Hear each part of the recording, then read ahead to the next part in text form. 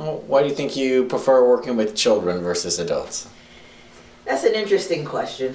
Through my training, I did my adult training, and then I did a fellowship in child and adolescent psychiatry, where I worked mostly with kids.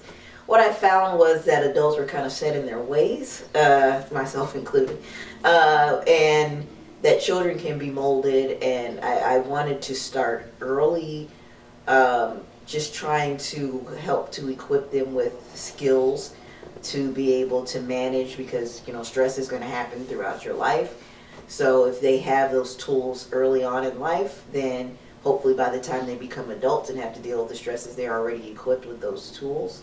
And children are still developing, they're impressionable, they're the future. So I just felt more comfortable working with a child. And I find that when I work with a child, I work a lot with the family as well. So I am working with the adults. And I think whenever anybody deals with mental health issues, it affects everyone around them. So I like to be involved with everyone, around them, to try and, I guess, make the best possible living situation or environment so that they can manage, the day-to-day stresses in their individual lives.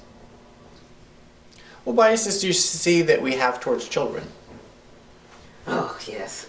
So children, number one, they're not many adults, okay? I think people put too many expectations on children, and don't think about when they were children themselves, right? We also don't give children enough credit, though, in another sense. Children are very smart, they're very resilient, so you have to give them enough credit, be willing to learn from them. I know many times growing up, I heard you need to stay in a child's place. What does that even mean? What is a child's place? Does that mean you just have to be quiet and not say anything and just listen to what everybody tells you? Again, that takes away from you becoming an autonomous individual. At some point, this person is going to have to live in the world. So if you start early with at least trying to give them some autonomy, yes, provide like a foundation and a baseline, but still allow them to explore, then I think that they will be more well adjusted as they become adults. So for parents out there, how does a parent know if their child's just learning and growing, or whether or not that child really needs therapy to help them overcome an issue? What would you say? I wish everybody could have a therapist, really, but because we all deal with stuff. I think first we need to lead by example. So if we are struggling or having anything going on with us, showing that we will go and get help, I think goes a long way. Again, being open. Whenever you see something that's concerning, that your child is doing, have a conversation with them. Don't just make assumptions and say, like music, for example, oh, that music they're listening to is the devil's music, or it's horrible, but okay, why do they like this music? Is there something that they can relate to?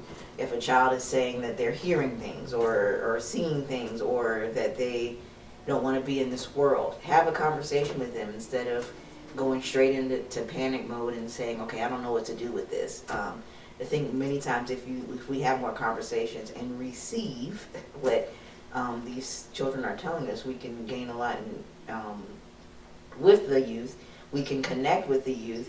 We can learn from the youth. I think that's something that we don't realize. We can learn from the youth, and the youth can learn from the older generation as well. So I think if we acknowledge that, then I think we'll have a better relationship with our children and be better in tune with whether, okay, this is something that needs further assessment, or this is something that we can work through on our own.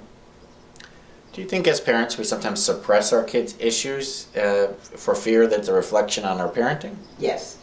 Yes, and I think society has made that a thing, right? Many times whenever a child is having some issues, they go straight to what's going on in the home. And I will say, there's no handbook for parenting, right?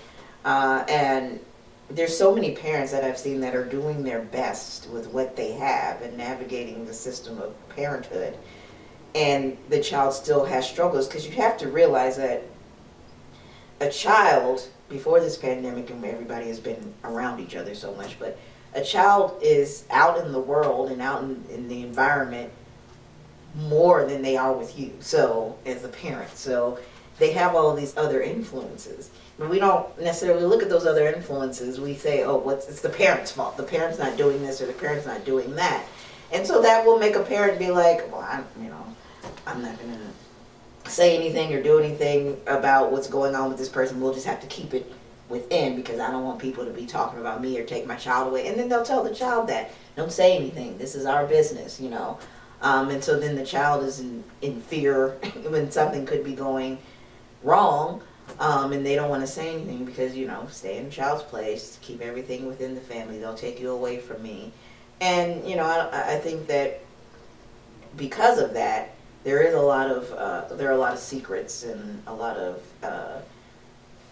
resistance and hesitancy to reveal what's going on with the child and with ourselves. Very true.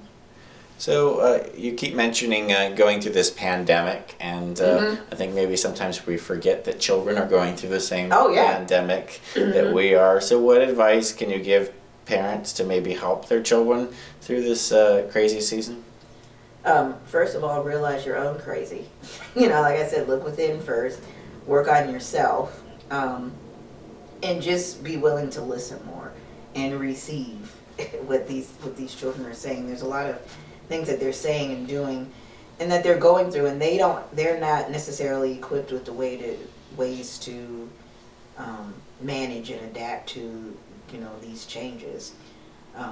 So just kind of be more in tune with what your children are saying or doing and have more conversations with them. If you're with them more often now, right? Utilize that to learn more about them, become more in tune with them. Now they may get on your nerves too. I think this pandemic has caused people to bond, but it's also caused people to realize what they don't like about each other. So it's probably caused some disruptions as well. But again, you're really learning more about each other and gaining more experience as to how to deal with each other.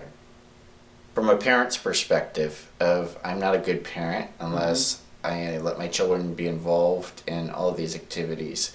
How does balance play into all of that? How can I still feel like I'm helping my child find something they enjoy, but yet still have balance for them and for me as a parent? What does that look like? So I am a big proponent of looking at harmony as opposed to balance, right? Because when you look at balance, you say that everything has to be given the same amount of energy. But certain times, your mental health may need to have a higher percentage of energy than your physical and your spiritual. Your spiritual may need more, require more energy than your mental and your physical. Your physical may require more energy than your mental and your spiritual. So in order for them to be in harmony, you just are being able to identify which area needs the most attention or energy. And I think if we do that for ourselves, and we can model that for our children as well, and being able to recognize, okay, yes, they're involved in all of these activities, but does that mean that something else is being neglected because they're so involved in all of these activities? Or are they spending too much time, you know, alone and not doing much of anything that they may need to be involved in more activities? And so, again, being in tune with your child and knowing your child and not waiting until there's a crisis to be in tune with your child can show when there is that imbalance or when things are not in harmony. And again, first starting with yourself to make sure that you are in harmony yourself.